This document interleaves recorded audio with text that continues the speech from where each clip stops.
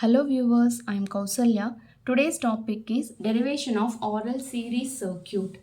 So here as the name indicates, resistor and inductor are connected in series. Right.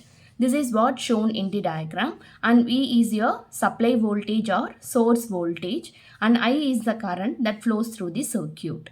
Right. So in the case of series circuit, the current flowing through the elements are common, right? You see, for example, here let 5 amps current flow through the resistor. The same 5 amps current will be flowing through your inductor also. So here this case, the series circuit, the current is common through all the elements, right? Therefore, the current is taken as reference for drawing the phasor diagram. So here the current is the reference. Here we are having resistor and inductor, right? Now we have to find a relationship between the current and the voltage across the resistor as well as the inductor. So here for the resistive part, the current and the voltage are in phase, right? Whereas in the inductive part, the current lags the voltage by 90 degrees. So this is what shown here. So when you combine these two diagrams together, you see what happens? Just we have combined, okay? So here this is your current I and this is your voltage across the, that is voltage drop across the resistor, and this is your voltage drop across the inductor. Therefore, the total voltage will be, you have to add these two elements. Adding VL and VR will give you the V, right? So what is the voltage drop across resistor? It is nothing but I into R. What is the voltage drop across inductor? It is nothing but I into XL, right? So here you see, look at these two triangles. One is known as voltage triangle and another one is known as impedance triangle, right?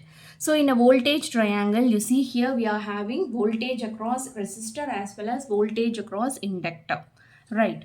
So let this be your voltage drop across the resistor and voltage across the inductor is given like this because current lags the voltage by 90 degrees. Therefore, this is your VL. So this is your VR and this is your VL. When you add this, you will be getting total voltage drop, that is V. So here since we are having resistor and inductor, instead of writing R, here we are writing Z. Z denotes the impedance, right? So V is equal to I into Z. Similarly, when you look at the impedance, okay, impedance is nothing but Z. So Z is nothing but it is the addition of your resistance as well as your inductive reactance, which is denoted as XL.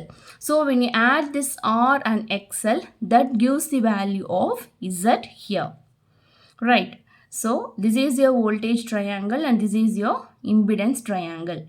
So from the voltage triangle, we are calculating V. So V is nothing but VR square plus VL square, right? By using Pythagoras theorem here. So similarly, VR is nothing but IR, VL is nothing but IXL. So here just write the squares here. So in these two terms, we can take the value, that is I square is common. So when you take I square common, the remaining terms are R square plus XL square, right? So the next thing is we are going to take square root on both sides. So when you take square root, what happens? V square becomes V, I square becomes I, and here there is a square root. So now I am shifting this I to the left hand side. So V by I is given by this expression. So ratio of V by I is nothing but Z. So it is given as Z is equal to square root of R square plus XL square. So V by I can be written as, which is equal to Z, and again V is nothing but I into Z, right? So here why we are using the term Z? Because here we are having resistor as well as the inductor.